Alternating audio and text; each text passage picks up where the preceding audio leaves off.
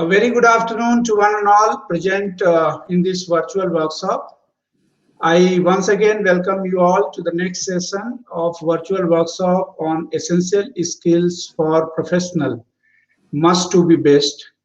And I'm thanking you all again for joining this virtual workshop. And today we are going to talk about a very burning topic, a very required topic, which every professional, whoever is dealing with library services or library activities must know, and that is research or academic integrity. And on this occasion, we have very distinguished speaker, very renowned professional, Professor Dr. Ramesh Gaur. I think needless to mention, you all are aware about him. Before we proceed for the session, I would like to give brief introduction. Today I have opportunity to introduce Sir. Professor Dr. Ramesh C. Gaur is presently working in the capacity of Dean and Director of Library and Information Science at Head Kalanidhi Division at Indira Gandhi National Center for the Arts, IGNCA, New Delhi, Ministry of Culture, Government of India. Professor Ramesh Gaur sir has been given responsibility by Ministry of Culture, Government of India in the capacity of to work in the capacity of officer on special duty for setting up Indian Institute of Heritage. Prior to this, he also worked in the different capacity in the different organization.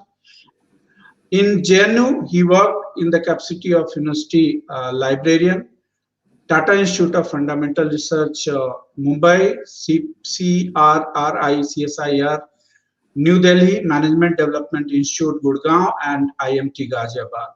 Sir has also received many international and national honors and awards, and Fulbright Scholar at VT USA is one of them. Sir has visited, I think, more than 24 countries.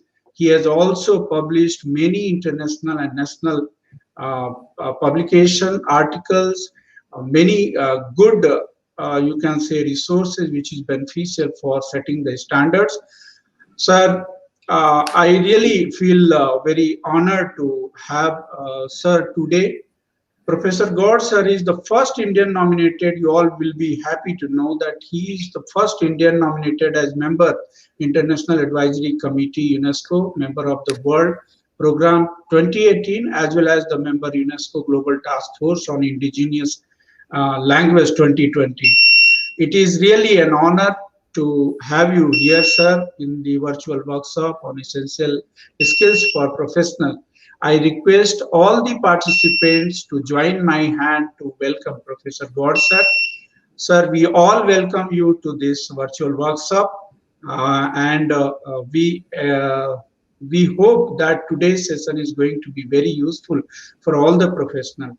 So, with these words, may I request you, sir, to please take over the session. Over to you, sir.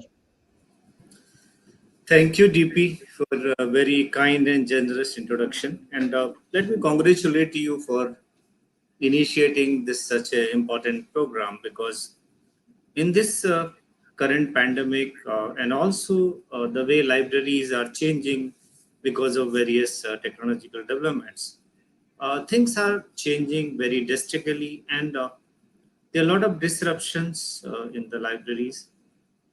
And in this current era, it is important for library professionals to understand the changing role and role responsibilities, how they should prepare themselves in this context, how they should understand the requirement of the users, and particularly for academic libraries, for universities, for colleges, it is important for them to understand that how they should engage researcher, how they should help various kind of universities in enhancing the quality of research, how they should help in introducing various services, support systems, in improving the quality of research. So in that context, I think today's my talk will be focused in two ways. The first focus of my talk will be for those librarians, library information professionals, that how they should prepare themselves. How should they understand the need to understand this important topic, research and academic integrity? So how they should prepare themselves in providing various kind of services. Like, UGC has a 2 credit course on research and publication ethics. And libraries science department and libraries are the best to run this course for PhD students. So in this entire course, there are different topics dealing with what is the research and publication ethics, uh, various kind of other concerned issues, concerned research ethics. So in this context, it is important for everyone to understand that how research integrity and other issues are related to it. So in this presentation, I will try to give you certain essential components which you should know. You should also develop expertise in that. And at the same time, those who are the researchers, who are teachers and the PhD student attending this, I will also try to explain them that how what is plagiarism, how to detect, how to avoid it, and what are the other various components in avoiding plagiarism. So in this context, I will try to focus on various aspects. I may be voice may be little low because after recovering from corona, I'm still feeling little weakness. So I may not have the same enthusiasm in my talk, but try to make you understand the various kind of essential components, essential requirement concerning the topic, what we call research or academic integrity. So let me share my PPT before I start my presentation. Just give me a second. Yes, sir.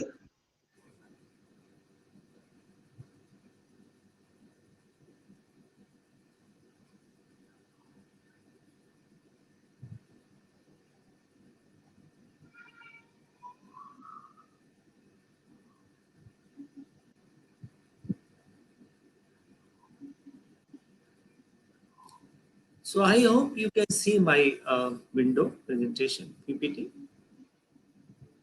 Yes, sir. It is visible now. Okay, fine. So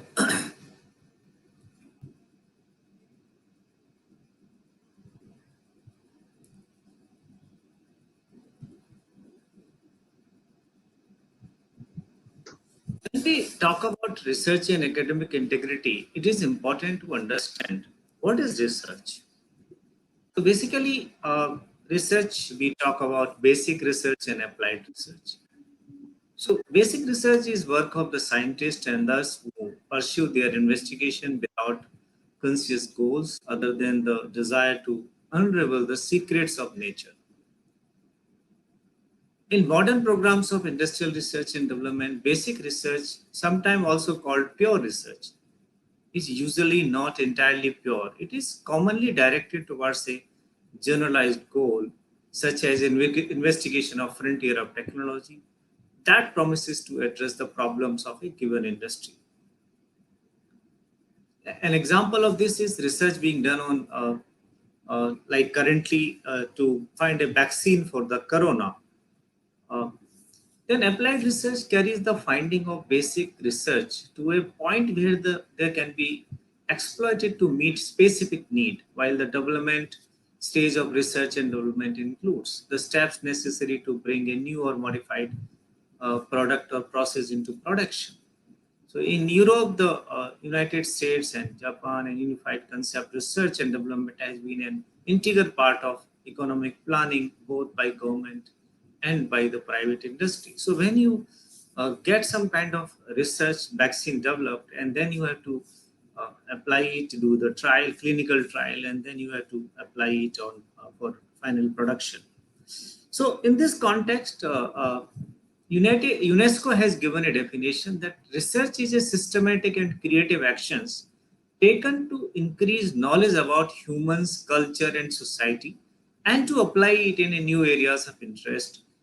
And scientific research is a research performed by applying systematic and constructive scientific methods to obtain analyze and interpret data. So in this context, research is a very important component in our life, and research has various steps, starting from the problem formulation. Like first you have to make the synopsis, and then you have to decide on a project, and then you have to design questionnaires to pursue that particular research. You have to make various kind of uh, assumptions, hypotheses, and then you have to collect the data. So you have to use various kind of sampling methods, research methodology, and you have to use various kind of data collection methods, interview, questionnaire, or observations. And after collecting those research data, you have to analyze that particular data, and that data, after analysis, is put up in the form of a findings, summary of recommendation, in form of a thesis, or in form of a research article, or in form of a research paper. So in this entire process, there are certain kind of ethical or guidelines given by the universities, the funding agencies, and various associations, or various kind of societies, and also various kind of agencies. So in this entire research process, every steps you have to follow certain guidelines. You have to follow certain rules. You have to follow certain international conventions, and that we will discuss later how it is done. So let's talk about first guidelines. Whenever you do a research, PhD research, your university provides certain guidelines. And in these guidelines, there are certain guidelines developed by your university. There are certain guidelines given by the regulating authorities like University Grant Commission in India. So UGC has come out with various kind of regulation, particularly dealing with research and academic integrity. So as a professional, as a librarian, everybody must know about these rules. So the first thing in this guidelines and regulation is the UGC regulation of minimum standards and procedure for the award of MPhil PhD degree, regulation 2009, which has been revised from time to time. So you should know about these regulations. And one of the important component regarding thesis and dissertation is that you need to submit electronic copy of your thesis and dissertation in a repository called Sodh Ganga, and I'm sure libraries have to take this responsibility. Now, the most important and second regulation, which is called UGC Promotion of Academic Integrity and Prevention of Plagiarism in Higher Education Institutions, Regulation 2018. It was notified in Gazette on 31st July 2018. I was the member of the committee which drafted these regulations. I will give you more information about these regulations in the next slides. And it is mandatory for every college, every university to implement these regulations. Then in 2019 June, UGC has also come out with the UGC care list of quality reference journals. I will explain you about this also in previous next slides. The very important things concerning libraries and the PhD student is 2-credit course on research and publication ethics, which was announced in December 2019. It has been approved by the UGC, and it is mandatory for each and every PhD student in a pre-PhD coursework. So library and library science department are the best departments to conduct this particular course. So you need to understand this course, its contents, or also various topics concerning it. Also, there were some doubts regarding self-plagiarism. So UGC given a clarification in 2019 about self-plagiarism.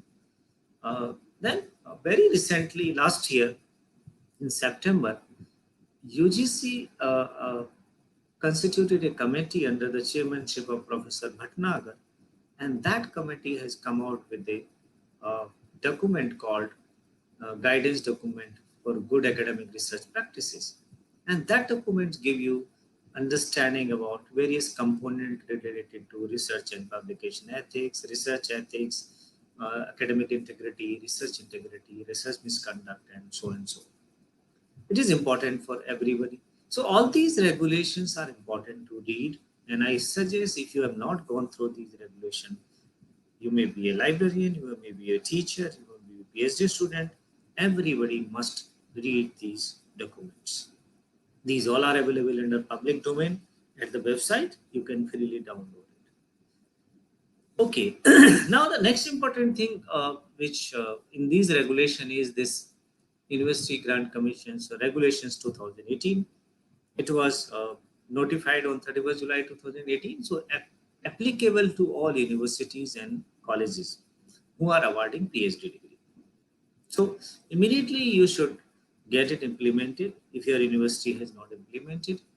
And in this these regulations, apart from creating awareness and training program, also to provide a good plagiarism detection software, and also to help in formulating guidelines how to detect plagiarism. These are the essential requirements. Besides, it is very important that every university should constitute two level of academic integrity panel: departmental level academic integrity panel or institution level academic integrity panel. Suppose example, Jawaharlal Nehru University, there are a number of schools. So each school should have a departmental level academic integrity panel, and JNU at institution level should have a institution level academic integrity panel. The departmental level academic integrity panel has to investigate the matters and has to put to the institution level committee for the final decision and punishment or any kind of action on the recommendations. Penalties are according to these regulations. 10% similarities are excluded from any punishment. And then penalties have been divided into level 1, level 2, level 3 according to the percentage of similarities. And in this, there are repeated offense, there is a separate punishment for that. There is a more restricted punishment. A person can lose a job, a student can be restricted, in the starting warning can be given.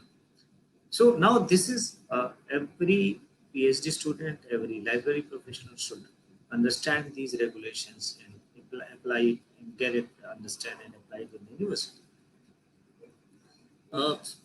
Based on these regulations, every university should develop its plagiarism policy, and that plagiarism policy should clearly define various components besides regulations. It also provides a guide to plagiarism. What is plagiarism? Types of plagiarism. How to detect plagiarism. Various FAQs related to plagiarism. How to avoid a guide for a student. How to avoid a guide for faculty member. How to cite sources. What is bibliography? Various kind of citation tools, and also various kind of other important component. So this should be done under a policy, and that every university should have a written policy document. We call it university plagiarism policy or college plagiarism policy. As I mentioned earlier in the regulation, this is another important initiative of University Grant Commission, UGC Care. What is that UGC Care? This is a list of journals, recommended journal in which you should publish your article. And it is important for you that you should publish only in the journals which are listed in the UGC Care list. If you publish in any other journal, you will not get research score for it. And what is this UGC Care list? All the details are there on the website. It is divided into two parts: list group 1 and list group 2. List group 2 is basically consists of all important journals included in globally indexed databases like Scopus and Web of Science. And if you search list group 2, all the journals of Scopus and Web of Science, as mentioned here, are included in it. There may be certain journals which are not part of Scopus and Web of Science, but quality journals. So keeping in view, another list has been created that is called list group 1. So that list group 1 contains a list of Indian journals or foreign journals, especially from disciplines of arts, humanities, languages, culture, and Indian knowledge system.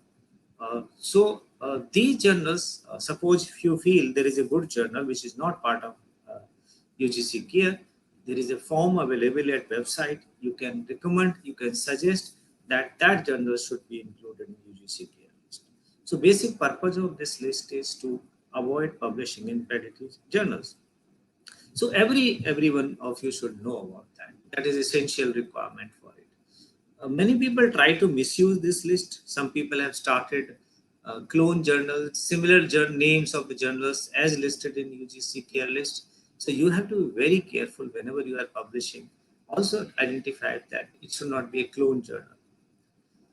Now, as I mentioned, this Office of Research, this document, research integrity document, guidance document prepared by UGC, also define the various components regarding ethics, rigor, relevance, transparency, research, and various kind of other components. So I recommend you to read this complete document.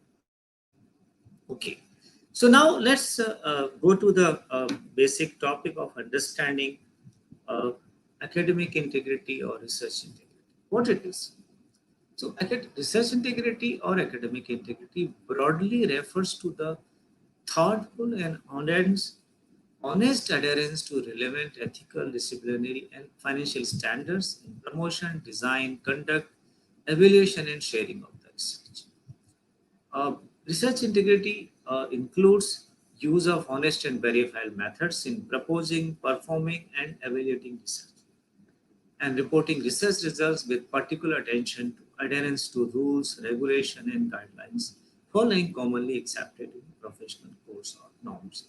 As I mentioned in the beginning, that starting from the problem formulation to the final dissemination of the result, every step there are certain guidelines, there are certain kind of methods, there's some kind of relevant ethical or disciplinary standards. So one has to follow, and all these are considered research integrity or academic integrity.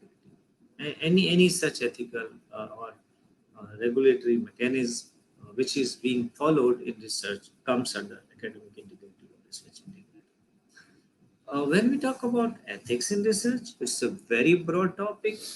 For example, when you talk about research, every step there is honesty, there is objectivity, there is an issue of integrity, there is an issue of carefulness, there is an issue of openness, like openness in problem formulation, data collection, reliability, data reliability, or fairness, using various kind of fairness principles, following various kind of intellectual copyrights and other things, use of robust research methodology, maintaining the confidentiality, maintaining the responsibility, like as a supervisor, showing high standards and mentorship, and also showing respect for colleagues, respect for the society. You all know that it is believed this COVID-19 coronavirus has been developed in a lab in China. If it is true, then it is against the society. It is against the social responsibility of the society. So in this context, one has to really understand that your research should not go against the society. And various kind of legality issues. And also when you do a research, due care should be taken on animal care and human subjects. So your research should not be dangerous to animals. It should not be dangerous to the human subjects. So that's why we take care of a lot of issues in clinical trials and all those things. So this research ethics is a very broad topic, and I think my suggestion is that you should try to understand all these. But most important thing in this is research and publication ethics, particularly with the point of view of libraries. What is research and publication ethics? Research misconduct or scientific misconduct means errors, falsification, fabrication, and plagiarism.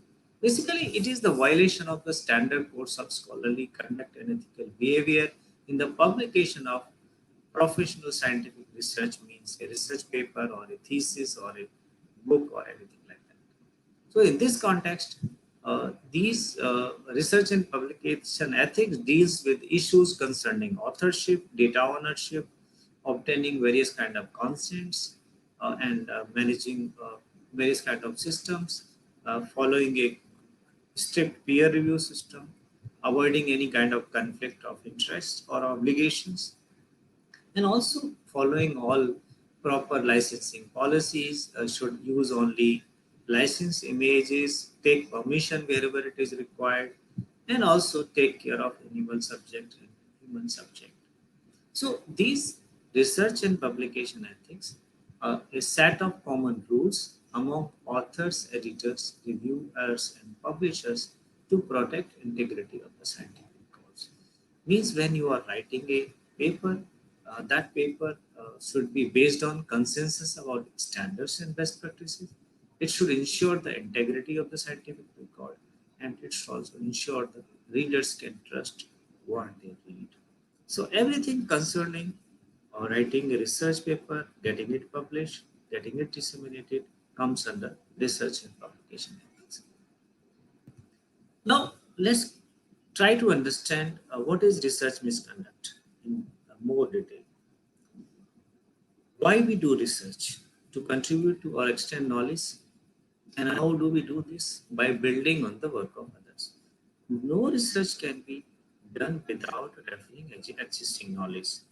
You need to refer various kind of books, articles, or monographs or internet resources. So without referring, there is no possibility of any research. And there is no harm also. Nobody stop you from referring anything. Issue comes when you reporting your research, when you are writing your research result, when you are writing your recommendation, you are writing a research paper, you are writing a thesis, you are writing a book. So when you are writing a research report, you are expected to place your research in the right context to show that you are aware what else is happening, to show that you understand where your work fits, to show your reports must contain an analysis of similar and relevant works under literature review.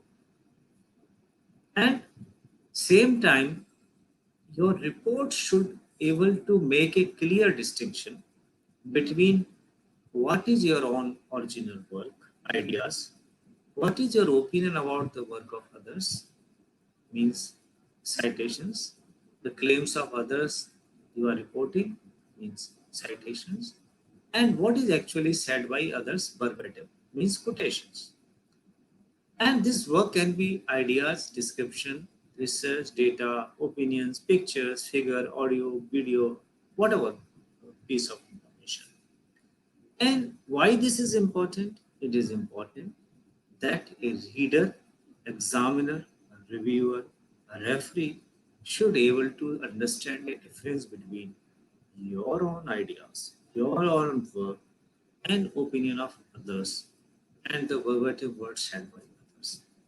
And if you are not able to make that distinction, you are committing certain errors, and that those errors comes under research or scientific misconduct.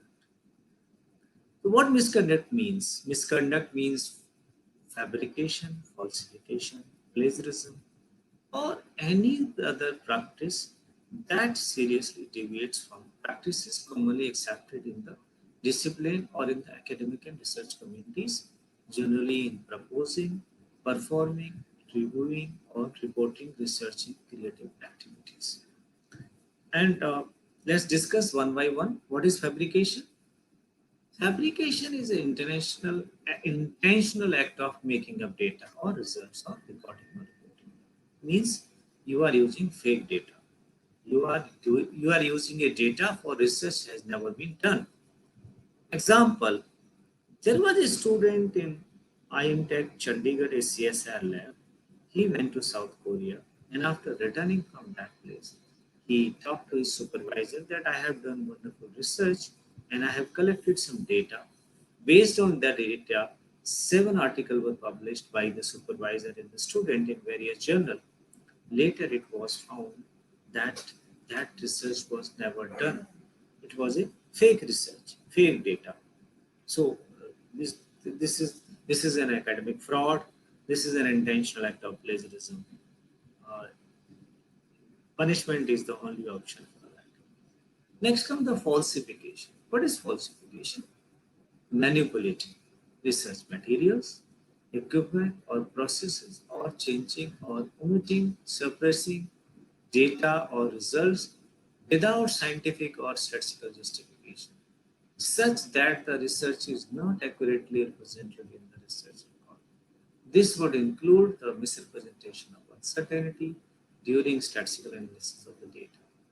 Means you are not getting desired result through your real research. So what you are doing, you are manipulating research. You are manipulating various methods. It is also a kind of academic fraud. It is also an act of intentional plagiarism. So punishment is the only solution. Now comes to the next important thing, that is uh, plagiarism. What is plagiarism? Plagiarism is a word which has been derived from a Latin word, uh, plagiarize, actually comes from plagiare, means to kidnap. So it is an act of stealing someone's work and attempting to pass it off your own work.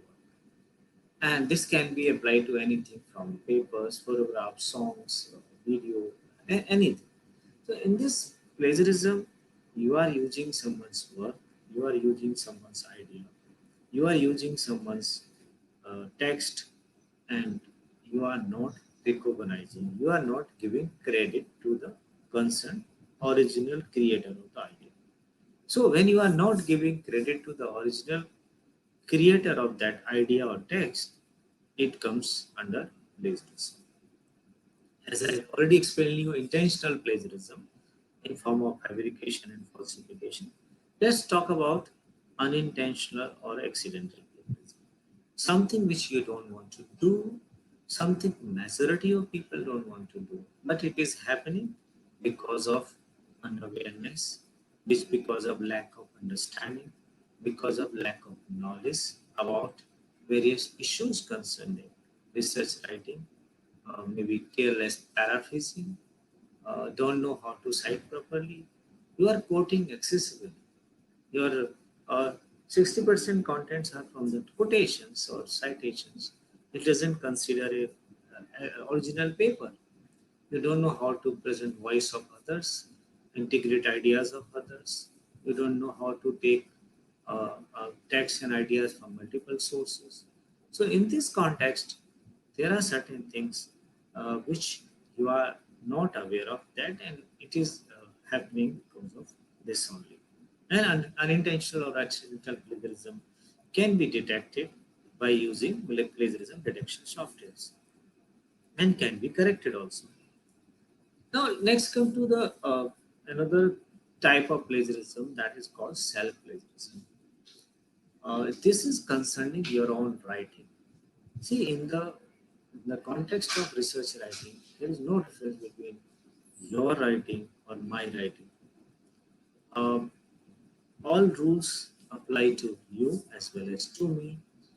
Uh, so, and even UGC has given a clarification that reproduction in part or whole of one's own previously published work without adequate citation and proper acknowledgement, and claiming the most recent work as new and original for any academic advantage amounts to be tax recycling. It is also known as self-plagiarism. So there are a number of issues, like it may be salami slicing, it may be various other issues, reusing data, or publishing same paper, or publishing two different papers with same data. So in this context, you have to use all the citation rules. You have to properly cite your references before you want to use your own material. There is only one exception in this case, that is the PhD student can include his or her research papers in the thesis. Uh, that is not considered plagiarism. But if you want to publish that thesis as a book, that time you have to remove those things. Right? Besides this, uh, I will also try to explain you minor and major plagiarism. Minor plagiarism defined as a small amount of paraphrasing, quotation, or use of diagrams, charts, etc., without adequate citation. Lack of knowledge of the principles of academic integrity, poor scholarship, that is when student through experience of carelessness fails to reference appropriately or adequately, identify the source of the material which they use, inaccurate representation of findings without deliberate distortion, lack of diligence in declaring relevant conflicts of interest. So these are some of the minor cases of the plagiarism, but there may be many more also. Similarly, major plagiarism. So major plagiarism, number one, is defined as extensive paraphrasing or quoting without proper citation of the source, lifting directly from a text to other academic source without reference, the use of papers or parts therefore from essay bank either download from the internet or obtained from other sources, presenting another's design or concept as one own and so on, continued instances of what was initially regarded as minor plagiarism, like you have been doing is habitually. Other examples may be the willful destruction of data, except where required by the legitimate data provider or where norms of privacy might otherwise be endangered, fabrication or falsification of data, falsification of ownership, defamation, the use of uh, images without permission, systematic abuse of the terms and condition of licensed research resources, and there may be some other violation of licensing and intellectual property rights. Besides, there are some more ethical issues in research publication cases, including a colleague as an author on a paper in return of a favor, even though the colleague did not make a serious contribution. Discussing with your colleagues confidentiality data from a paper that are reviewing for journal, you are reviewing, so you should not disclose the confidentiality, using inappropriate statistical techniques in data analysis, bypassing the peer review system, using piracy, abuse of the intellectual property right, use of various kind of research resources. Duplicate or redundant publishing is also comes under plagiarism or research misconduct, like publishing same paper or substantially similar paper with or without citation, with or without obtaining permission of copyright holder. If you feel the paper has to be published, it's proper procedures to be followed by obtaining the permission of the copyright holder and by disclosing and informing editor very well. Simultaneous publishing is also not allowed. Submitting same paper simultaneously in more than one journals, two or more journals. If you are feeling the journal is delaying, first you should withdraw your article, and after seeking withdrawal permission with the contents of authors, you should submit to the next paper and also declare that this paper was previously submitted in this so and so journal, but because of delay it has been withdrawn. And all the relevant communication should be attached. You also should avoid salami slicing or salami publication. Slicing of research contents from a meaningful paper to different papers to increase publication count, to get more recognition, to get promotion, to get several fundings. So this breaking of study in parts, showing separate study is also research misconduct. And publishing two, like suppose your paper has been published in one language, if you want to publish in another language, then you should follow proper procedure by declaring, by taking permission from all the copyright holders and the concerned editors, etc. So these are some of other issues concerning research misconduct. Ghost writing is also part of research misconduct or research and publication ethics. You should also avoid. You should properly declare if you are taking help, because there is a many people get it their thesis written by various agencies and the research reports and research. So in that case, you have to declare it.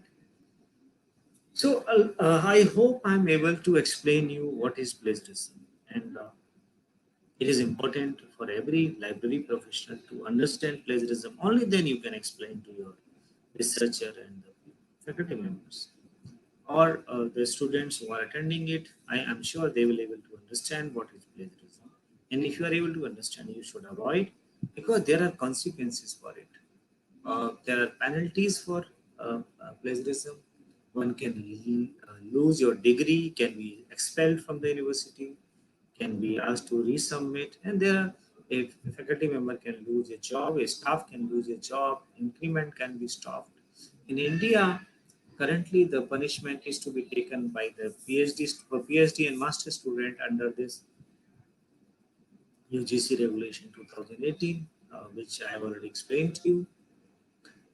There are not just students, but people at highest level have been found. In this, you may be reaching a highest level, but if you have committed an error in submitting your PhD thesis, you can be punished anytime. Example is this German education minister. She has to resign because her PhD thesis was found plagiarized, and that PhD title was also removed.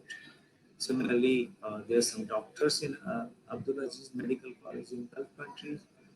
They published several articles, not just one, in following the plagiarism procedures, and later they were punished.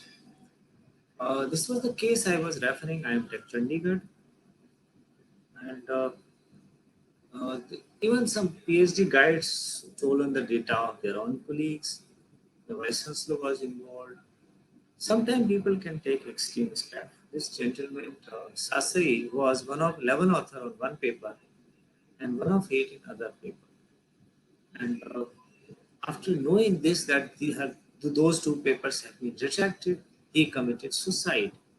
So this is very dangerous thing, that people can take the life in the disgrace. And similarly, in a MPhil student in India, Veer Narma, South Gujarat University, she also committed suicide when her MPhil dissertation was being investigated for plagiarism.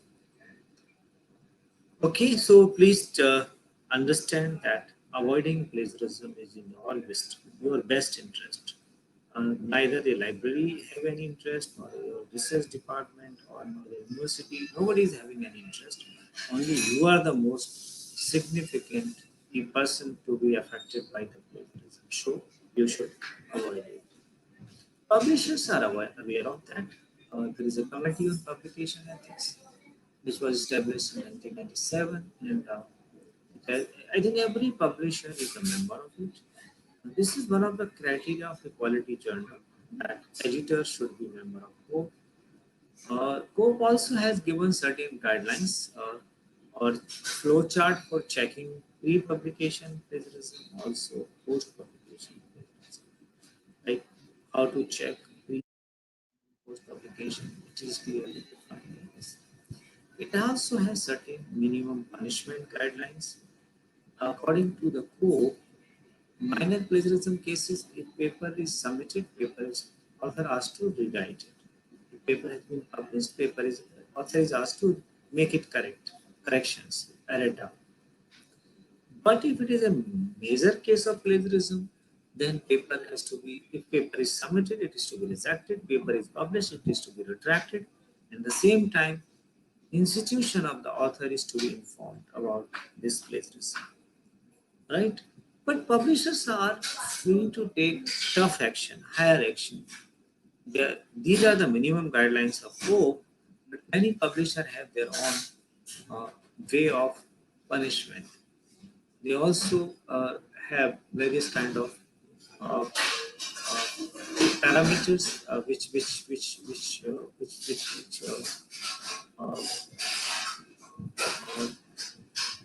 take care of various other punishment. This is the Springer Journal of Thermal Spray Technology. It has various guidelines regarding if it is a minor case of plagiarism, there are different guidelines for that. If it is a intermediate case of plagiarism, article is to be rejected and the author is forbidden to submit further articles for 1 year. If it is a severe case of plagiarism, paper is rejected and authors are forbidden to submit further articles for 5 years. So every publisher can have their own stricter guidelines also, and these guidelines are given in their journals. So The retraction cases are increasing, uh, and after 2015, uh, it shows some declining trends. Why now retraction cases are decreasing? There are two reasons for that.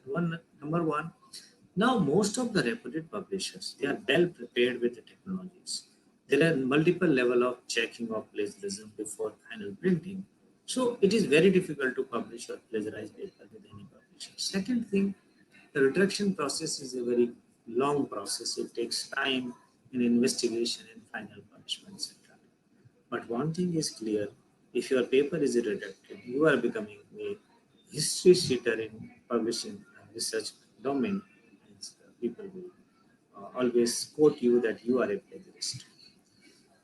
Okay, so you know how publishers are prepared. Now, next part of presentation, I will try to give you some guidelines or essential information for plagiarism detection. Most of you know about various softwares. In India, currently, there are two major software which are used. One is Urkund and another is Turnitin. These are the major softwares. Turnitin and Urkund. Urkund is provided by Implement Center, free to the universities which are member of ESO Sindhu Consortium. So, how to, like many people ask me, what is the criteria of selecting a good software? So my suggestion is that there are three important parameters. The first parameter is databases for content matching. A particular software which is having highest number of databases for content matching can give you the best results. In this context, Turnitin or Authenticate are having more superiority over other products. Second is how many languages it support translation.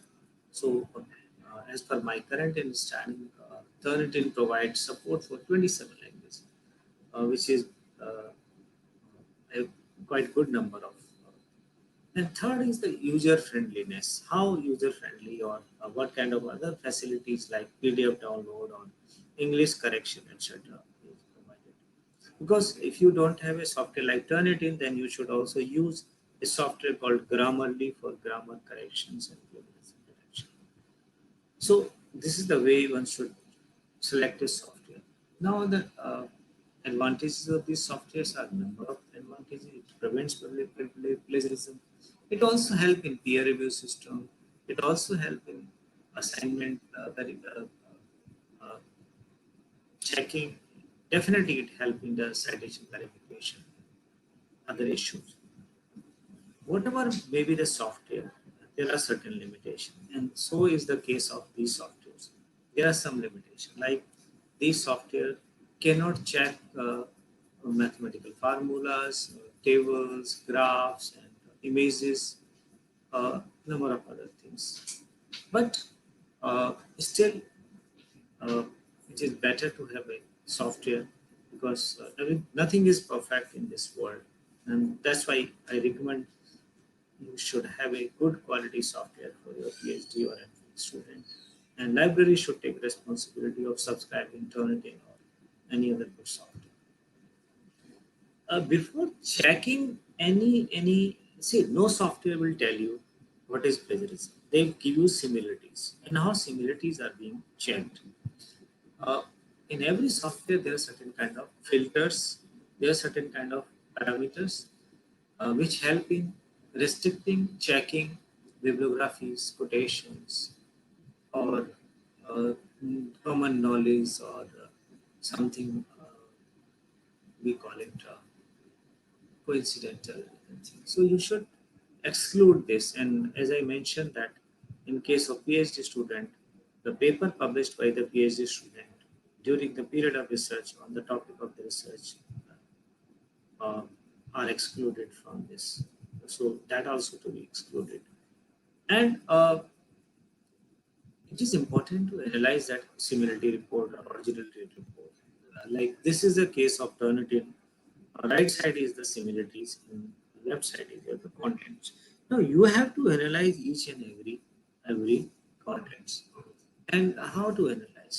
First thing, is your citations correct? So in case of citation, missing citation, incorrect citation, or incomplete citation, you should correct the citation. Number two, uh, in case you have summarized it or you are paraphrasing it, then you have to include the citation. This may be something coincidental, you have to ignore it. There may be something common knowledge, you have to ignore it. There may be something which is uh, not under these categories. You can either rewrite it or correct it and put citation or delete it. So a good researcher, it is important to understand how to analyze similarity report. And for a librarian, it is more important because many times, like when I was in JNU, one day one student came to me and said, "Sir, 25% similarities are allowed." I think, no. Okay, no, sir, your staff told me that up to 25% it is green. Alternative gives the green signal. So it is means green means it is allowed. But that is not the case. So you have to educate your staff. You have to learn that what are the right approach in analyzing those similarities. Only then you can guide your PhD student or faculty members.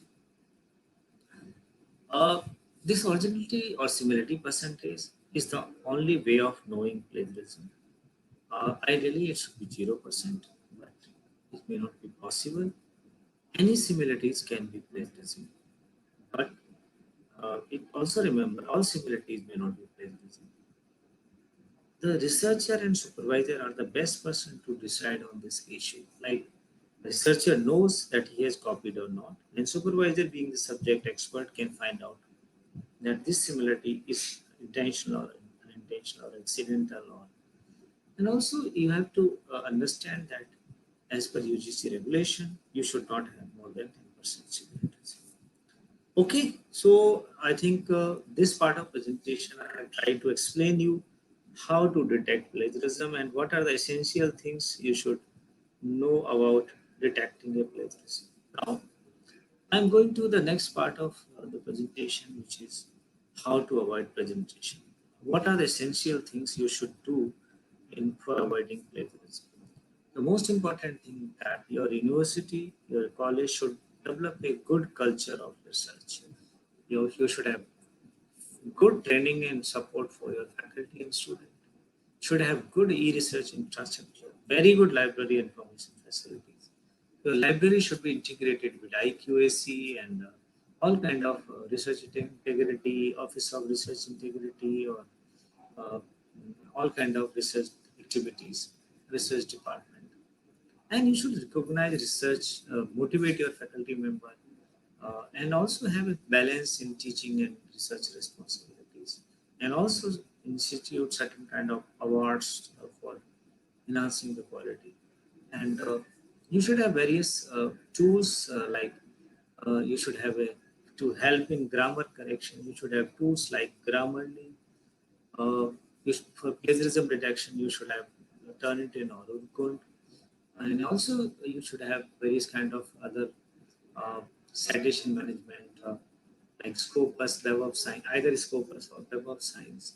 You should also have training and reference management tool like Mandlet, EndNote, or Zotero.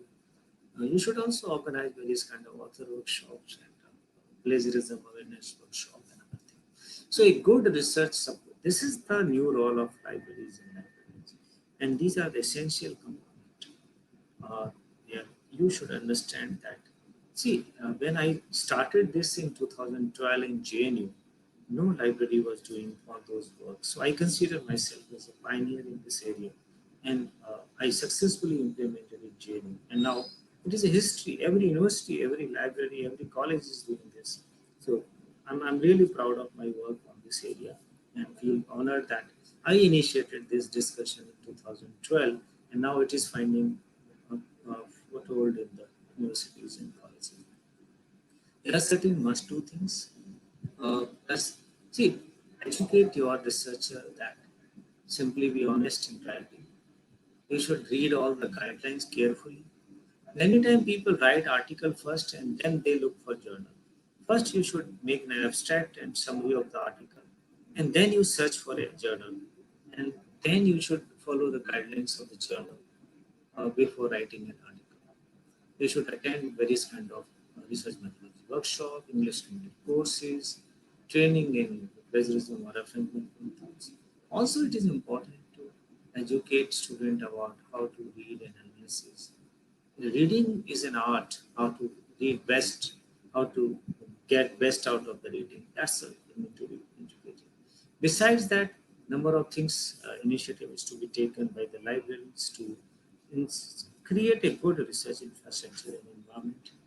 Everybody is not a born researcher, but researcher can be made by good quality preparedness. And in this context, there are a number of other issues one should know about it. You should recommend every researcher to register on ORCID. There are a number of advantages of ORCID. It is a free software, just like other ID for any institution, and it helps in many ways. And you should also be part of various research forums like academia or ResearchGate to enhance the visibility of the research, to increase the visibility of research, and also to look for other resources. You should create a good research profile. It is very important for researcher to have account on ORCID, ResearchGate, Mendeley, Academia, Google Scholar, LinkedIn, Twitter, Facebook, Mendeley. And also you should be using indexing database, Google Scholar and Scopus and Web of Science, other resources. It is important for you to keep it in mind. It is also important that you should understand or educate the student about various nuances of literature review. What is it? What is the importance of literature review? Literature review is basically help in many ways in enhancing the uh, basic foundation of the research. So consulting relevant readings, databases, tax source for the search, ensuring search results are easily retrievable and traceable. It is the information, current information, and whatever you are searching for under literature review, that information should be reliable, error-free, factual, relevant, unbiased, verifiable, and provide in-depth knowledge. And you should use the literature of author which have credentials, high quality authors in research. You should also uh, make sure that what research material you are using is plagiarism free. If your material is plagiarized, then your research is also plagiarized or maybe go in the wrong direction. So in this context, it is very important to understand what to search, how to search, what not to search. So it is the responsibility of the librarians to basically understand that what are the various ways of searching on internet, and you should guide your library should guide the scholars about the various aspect of this uh, issue of, because everybody is used to Google, and whenever we want to search, go to Google. But these facts about Google should be known to everybody. Google or any other standard search engines provide access to just 15 to 20% web contents, because 80 to 85% web contents are not indexed by Google. Number two, Google or any standard search engine does not certify the authenticity of the information. What you are searching on Google is fake or disinformation or misinformation. Google will never certify. Number three, while searching on Google or any other standard search engines, you may not get most relevant results higher up in relevancy ranking. Means, suppose if you want, I am searching top open access journal, and result was best open access journal, Omics International. Omics International is a predatory publisher. Now you can understand that this Google does not, or any other standard search engine does not help you in getting the right information. How to deal with this information? First, let me clarify. Library is the best place to find out best resources. Internet is not library or not even a digital library. Number two, you should know how to search on deep web. For librarians, it is important to understand deep web. I will be giving some idea, but if you want to know more about that, I am having a YouTube channel in the name of Professor Ramesh Gaur. You should go to my YouTube channel. Hundreds of my talks are available, and one of the talk on how to search on deep web is also there. So that will explain you more into detail. But here I would just want to explain you that web is divided into three components: surface web, deep web, and dark web. Surface web is what you search through Google, Yahoo, or other standard search engines. Deep web is something which contains a lot of valuable academic and research or government data. And dark web, we are not much concerned about it. So this deep web is very huge, and interestingly, 95% of the deep web is publicly accessible, means no subscription, no fee. So how to search that deep web? A number of meta search engines have been developed, and these meta search engines, which called semantic search tools and databases, meta search engines like Academic Index, general search engines in databases like Oyster, academic search engines in databases like Google Scholar, scientific search engines in databases like GoPubMed, collaborative information databases like Delicious, open access search engines like Core. These are very, very important tools. There are hundreds of such tools. So, as a librarian, you should know, and then you should educate your PhD student and MPhil student and the master student and the faculty members that how to search the best out of the internet. If you can be a good searcher, definitely you can be a good researcher. So now let's move to avoiding uh, plagiarism by following a good scientific or good citation system. You should know how to integrate sources while using your for research writing. So it is important to understand how to use a source effectively in your paper. You should know how to integrate into your argument, how to integrate into your text, and what is the role of that source which you are using in form of summarization, paraphrasing, or quotation. That is important for you to understand. Uh, Please understand that it is not just to increase the number of words. It is to uh, justify an argument. It is to provide certain context or background information. It is to provide answers to certain questions raised by your research, or maybe certain kind of suggestion, providing a certain kind of provocative questions. So all this is important for you to understand. Which part of the source is relevant to you? It is important for you to identify. Remember that main focus of your paper should always be on what you are saying rather than what any individual source is saying.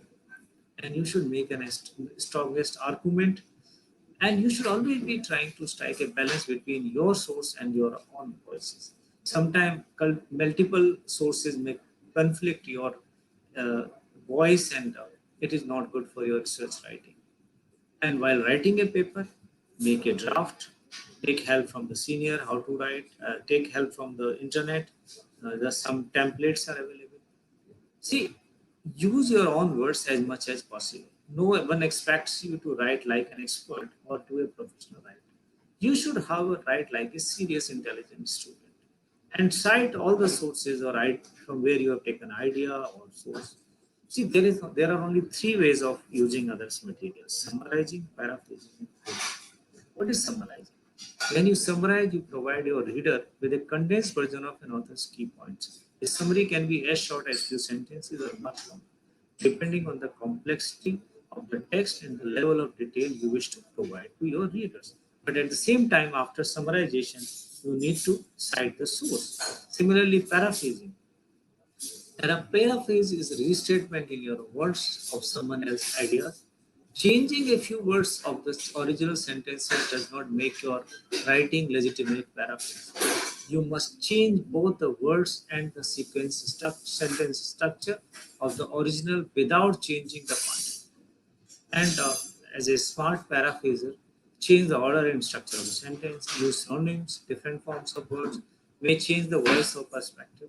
But also remember, at the end, you have to cite the source because the idea belongs to somebody else, not to you. Third way of using other text is quotation. You should understand various things about quotation. What is quoting? When to quote? How much to quote? How do I incorporate quotation in my paper? Quoting within quotes. How do I include long quotes in my paper? Single versus double quotation. Punctuating quotation. When to quote? The basic rule of thumb in all disciplines is that you should only quote directly from a text when it is important for your readers to see the actual language used by the author of the source. Quotation is not to increase the number of words. How much? Anything. Uh, if it is up to 4 words, no need of it is not quotation. A quote is word, sentence, or sentences that a writer copies exactly from a source, means verbatim. If quotation is of 39 words, it is to be in quotation marks. For quotation more than 40 words, it stands alone without quotation marks and is indented 5 spaces from the left margin. But if you are using automated citation tools like Mendeley or EndNote, this is automatically taken care.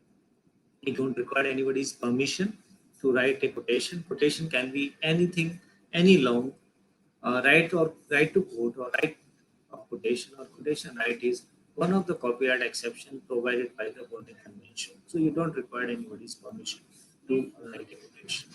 Then to put single versus double quotation, then to punctuate quotations. All these things should be known to you.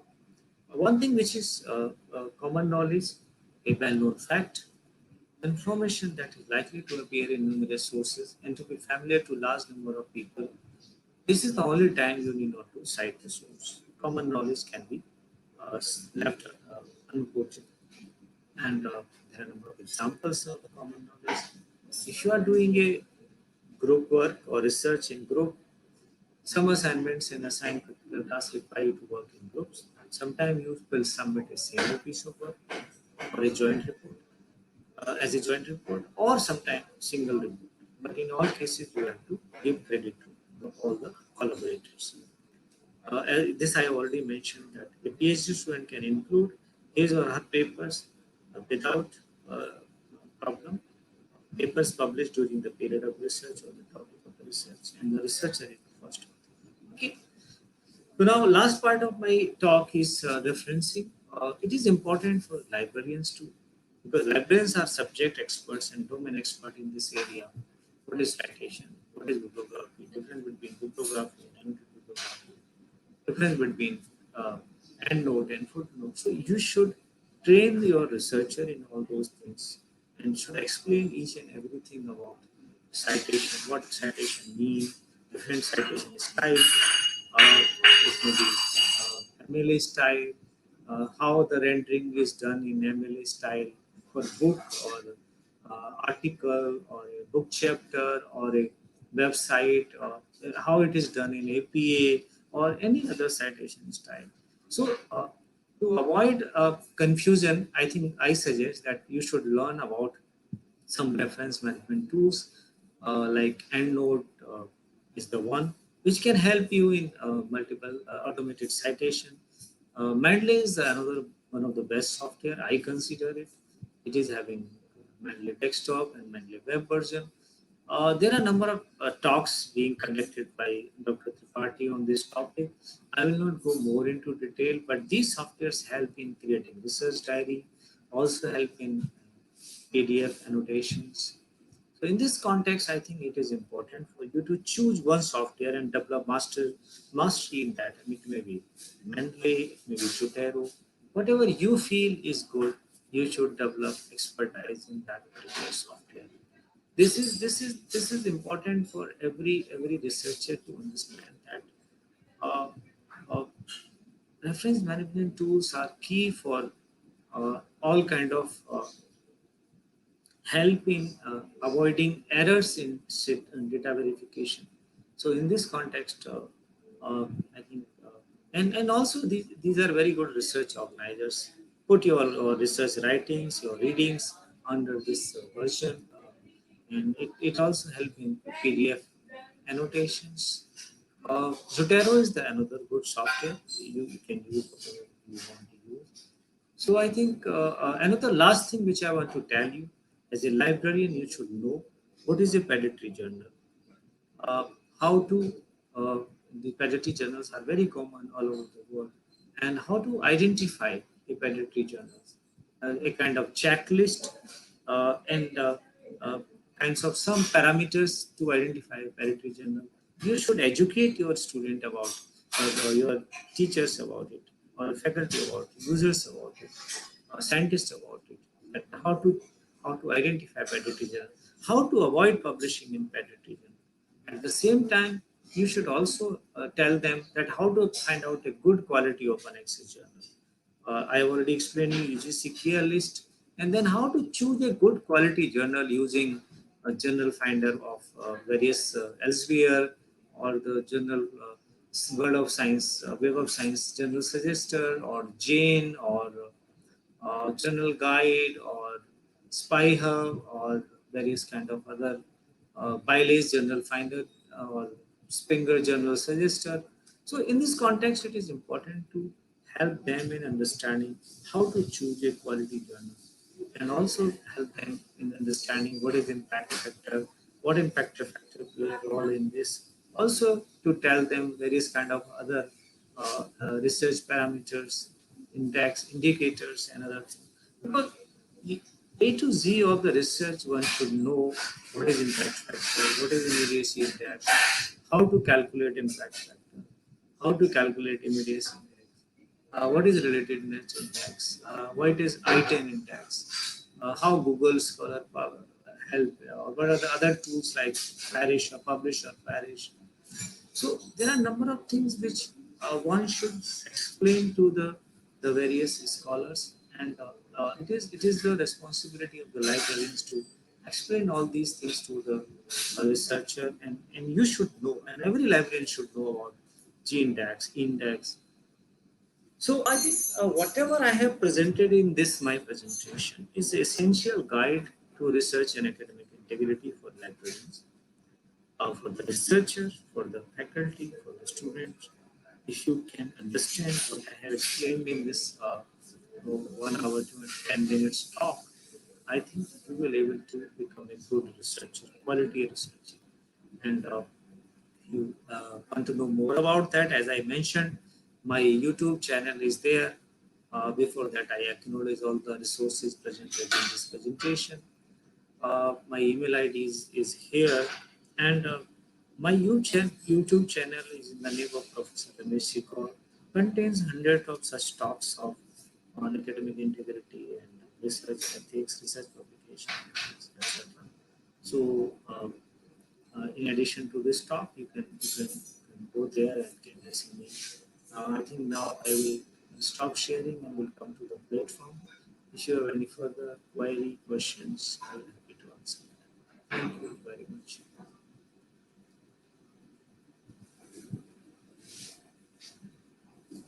You have to unmute.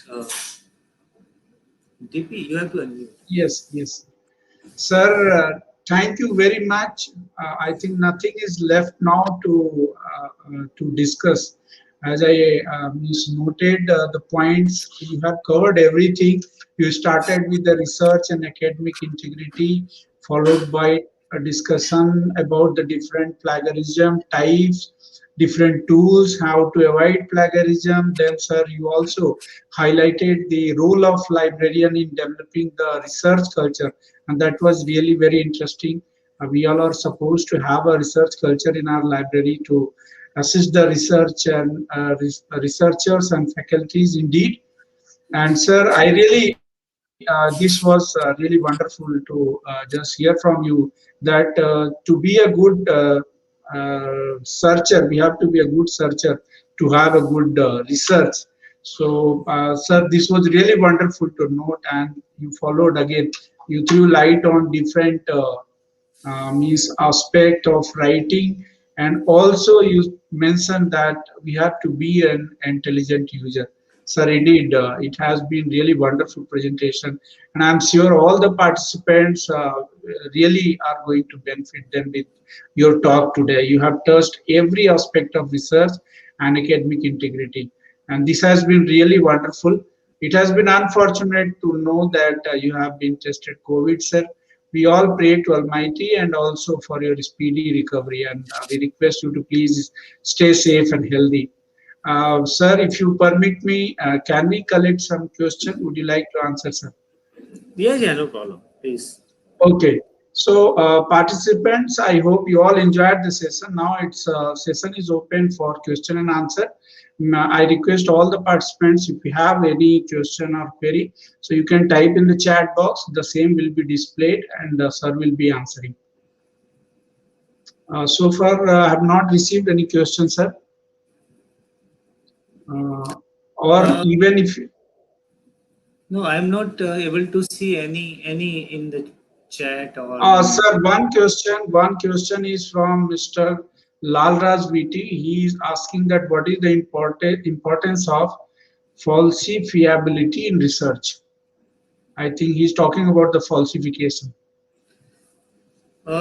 Falsification is something a kind of intentional act of plagiarism. Somebody is manipulating research, so it is a crime. It is considered a research misconduct. So it should not be done, and it should be totally avoided, uh, because uh, any point of time, if it is found that your research or PhD is based on any falsification, fabrication, or plagiarism, your research can be cancelled, your degree can be revoked. So never engage. Or the most important thing is that disgrace. You will face punishment, penalties for this kind of act. So falsification is a kind of manipulation in form of using manipulating data or manipulating research material or methods or any kind of manipulation in a hypothesis or anywhere. So that manipulation is falsification. Sir, the next question is from Mr. Choklingam Gopa Krishna. No, I think he was asking somebody. Aman Kumar. Aman Kumar is asking how we can find out if journal is predatory or not. Okay, so there are two ways. One is that there are some sites. Uh, there is a site called Black Bell List that also provide. One is Think, Check, and Act. That is also a site. And apart from that, what are the common parameters of a predatory journal? Uh, See, first thing for Indian scholars, that you should check that that journal should be part of UGC care list. If it is not listed, even if it is not a predatory journal, you should not publish it. But generally, predatory journal is an open access journal, and it is always asking for a fee, author processing charges, and these journals are not from a reputed publisher, like it is started by some individuals or some small organization. Every day they will write you and approach you, please contribute article to our journal. And also they will not be listed under a quality impact factor list. They will be having, they will be showing they have impact factor, but it will not be legalized or authorized impact factor.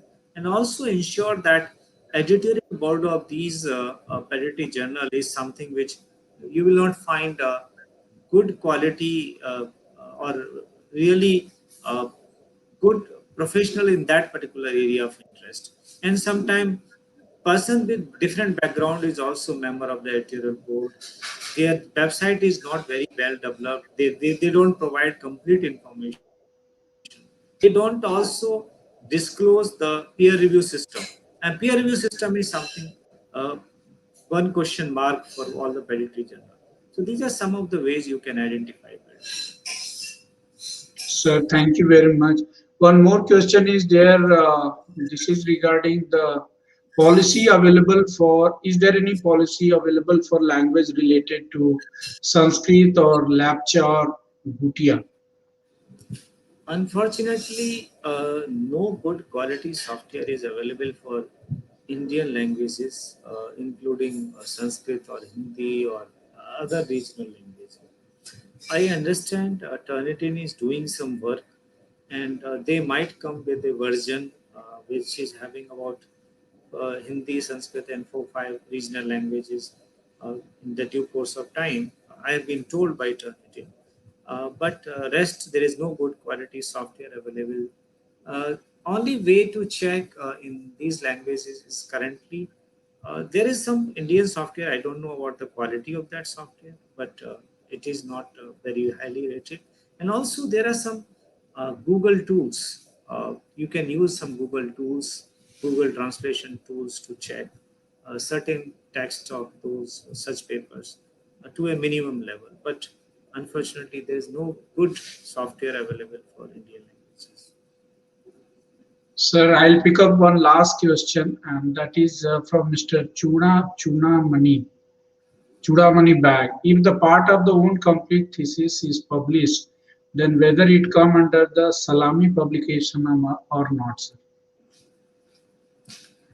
If your a thesis from thesis, if you have published some paper, if you use those published paper again without citation, that is Islamic slicing. But if your thesis is not published as a book and this is the new data or new text, it will not be considered Islamic slicing, because you can publish multiple papers from your thesis depending, but it should not be repeatable, like the same data and same text should not be repeatable.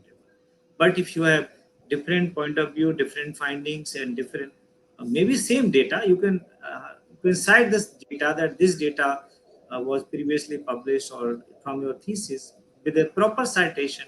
If you have another finding, you can publish it. So it depends like how you are using your thesis.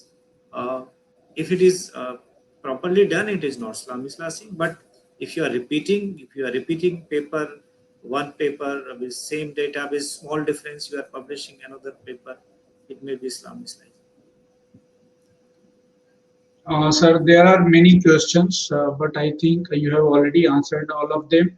And for more detail, I'll request all the participants to visit Sir's YouTube channel, where he has already uploaded a very quality content related to research and also related to academic integrity.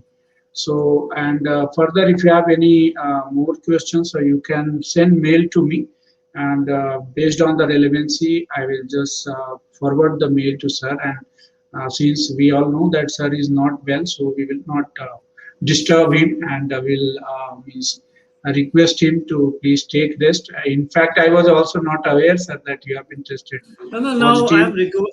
Now I am recovered. Now I am Sir, recovered. Actually, my sir, entire family got infected, but thanks God, oh, recovered now well and fine now. yes, yes, sir. Situation is really horrible everywhere. So we are Yeah. all living. Yes, we all have to live with some precaution. Sir, it has been really wonderful to hear you today in this virtual workshop. And on behalf of all the participants and my own behalf, sir, please accept our sincere thanks for accepting the invitation and delivering talk on this research and academic integrity. So thank you, sir. Thank you again. Thank And you. we all wish you, sir, stay safe, stay healthy. I also wish all the participants to stay safe and healthy wherever you are. Please take care of your health, take care of family, and also maintain social distancing. Follow all the guidelines. Sir, would you like to say something, or shall we conclude the No, session? no, sir. Thank you, DP. You are doing great work, and this is very Thank you, sir. important. That's why I thought of accepting your invitation, and uh, I think I convey my best wishes to all the viewers. I think it's a large number of you say 1,400 people Yes, registered. sir. It's very good Yes, sir. response, and I think I congratulate them and congratulate you for this wonderful work. Keep it up, and get good Thank you, doing great. sir. Thank you. Okay, Thank bye you, bye. sir. Take care. Bye bye. Okay, sir. Okay, sir. Thank you, sir.